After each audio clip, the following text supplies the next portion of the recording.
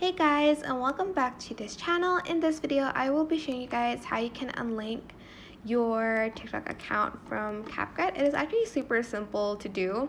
To do so, you are just going to select the Me button and you're going to select the three lines on the top right corner of your screen. I can just do that and then select Manage Account here. And then as you can see, there's like a connected accounts tab, and you're just going to select the unlink button to unlink your TikTok account from your current CapCut account. That is it. It is super simple, but yeah, I hope this tutorial was helpful for you guys. Don't forget to like, comment, share, and also subscribe to this channel if you haven't done that already.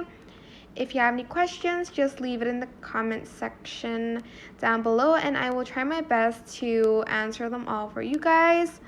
And if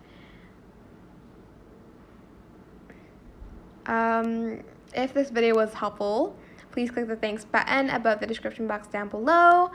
That is it. Thank you so much for watching. Bye.